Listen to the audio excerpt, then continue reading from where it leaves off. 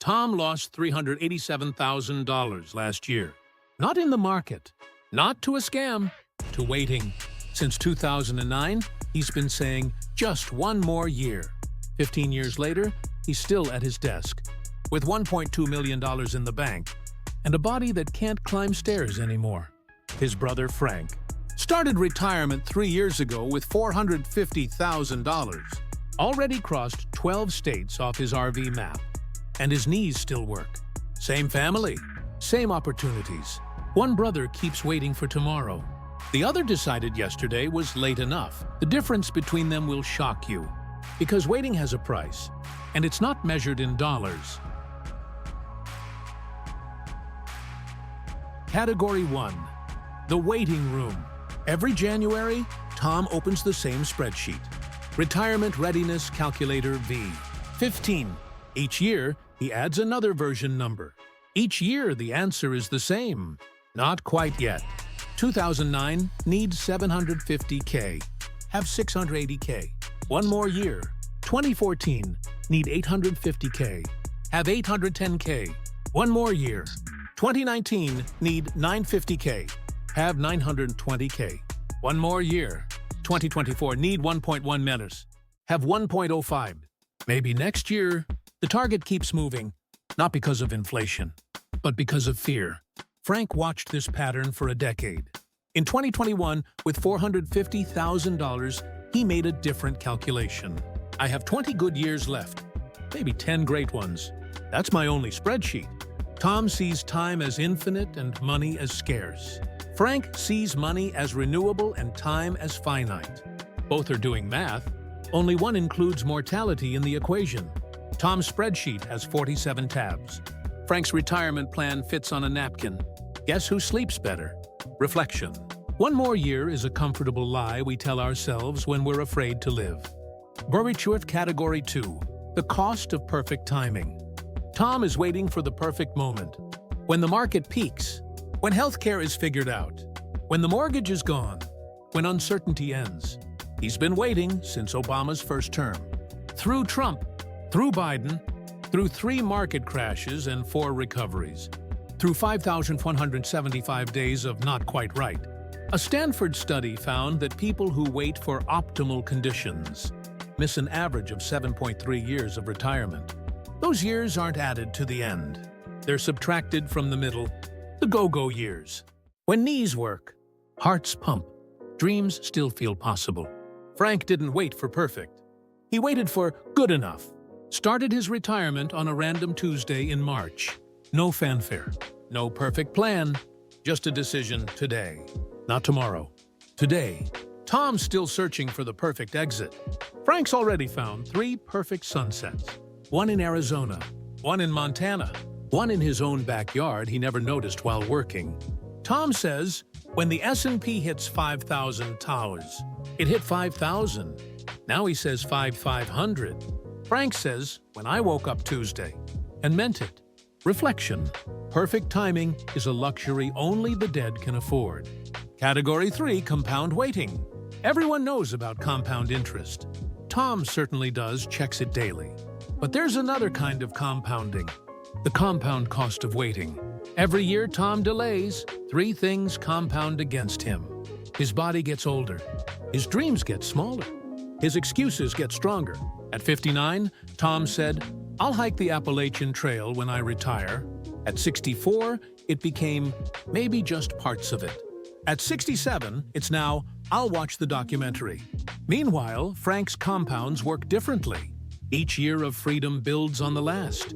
Year 1, learned to fish again. Year 2, taught his grandson to fish. Year 3, they're planning an Alaska trip. The math is simple but cruel. Tom's money is growing at 7% annually. His knees are deteriorating at 10%. His energy depleting at 15%.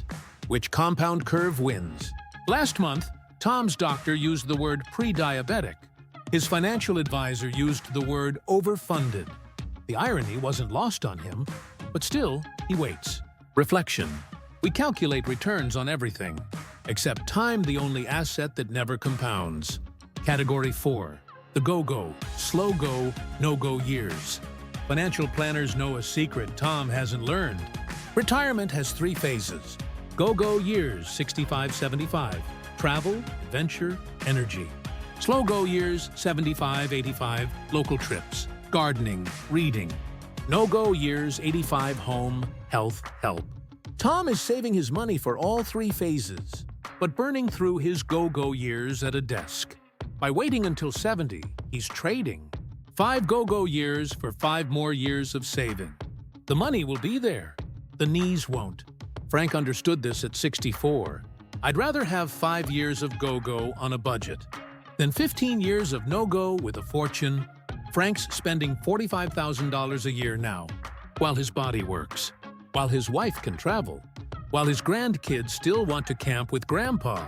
Tom's saving for a future where he'll need $100,000 a year. For medical care, for assistance, for survival, not for living, for lasting. Here's the cruel truth. Most people spend more on healthcare in their last year than on travel in their best 10. Tom's protecting money for dying. Frank's using money for living. Reflection. You can't buy back your go-go years, not for any price. In Category 5, the waiting tax. Every year of waiting has a tax, not paid to the IRS, but paid to fear. Tom's waiting tax in 2019 missed his daughter's destination wedding. Too busy with year-end reports. Cost one father-daughter dance. Tom's waiting tax in 2021. Skipped the family reunion. Can't take time off before retirement. Cost last photo with Uncle Bill. Tom's waiting tax in 2023. His best friend died at 66. They had planned to travel together someday. Cost everything they never did. Frank's paid taxes too, but different ones. The tax of a smaller house. The tax of an older car. The tax of grocery store wine instead of wine clubs. But here's what Frank hasn't paid. The tax of regret. The tax of what if. The tax of I should have. Tom jokes he's saving for a rainy day.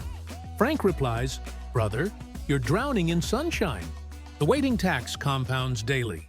And bankruptcy is always spiritual, never financial. Reflection. Every year you wait, life charges interest in moments you'll never get back.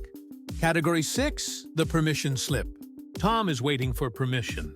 From his boss, from the market, from his wife, from some authority figure who will say, "It's okay. You can stop now." But permission never comes. The boss wants one more project. The market wants one more correction. His wife wants one more year of savings. Frank never asked for permission. He wrote his own permission slip. I, Frank, age 64, hereby grant myself permission to live before I die. Signed a guy who did the math. It's hanging on his RV wall, right next to a map with 12 pins. Each pin a place Tom said they'd visit someday. There's a psychology term, external locus of control. Waiting for the world to tell you it's okay. Tom has a terminal case. Frank recovered 3 years ago. Tom reads articles titled, "How to Know When You Have Enough." The perfect retirement number. Are you really ready? Frank reads fishing magazines. Reflection. The permission you're waiting for was always yours to give. Saturtoir free. Category 7. The price tag. In the end, everything has a price. Tom paid for security with his 60s. Frank paid for freedom with his comfort.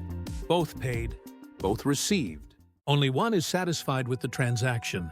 Tom will retire next year. He's been saying that for 15 years. But let's pretend this time is real. He'll have $1.2 million. Frank will have spent 3 years living on $450K. Tom will have 15 years of one more year. Frank will have 15 states crossed off his map. Tom will have perfect spreadsheets.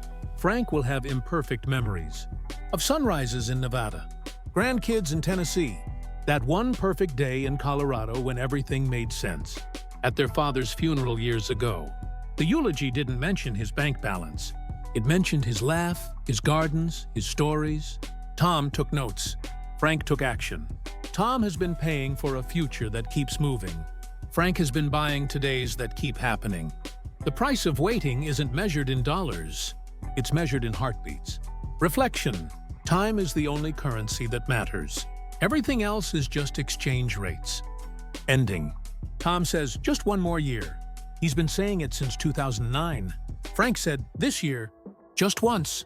3 years ago. One brother is still waiting for the perfect time. The other discovered the perfect time was yesterday. And the second best time. Right now, not tomorrow. Not after the next market report. Not when conditions are perfect. Now. Because here's what 15 years of waiting taught Tom. The cost of one more year is always exactly 1 year. And that's a price that only goes up. Tom has $1.2 million and can't sleep. Frank has $450,000 and can't stop smiling. The market says Tom won. The mirror says different. So let me ask you, how many years have you been saying, one more year? Type 15 if you're like Tom. Type 0 if you're like Frank. Type the actual number if you're ready to stop. Because maybe, just maybe, this is the year you stop waiting. For permission. For perfect. For one more year. Time doesn't compound. It just disappears. And tomorrow. Tomorrow never actually comes. It's always just one more year away.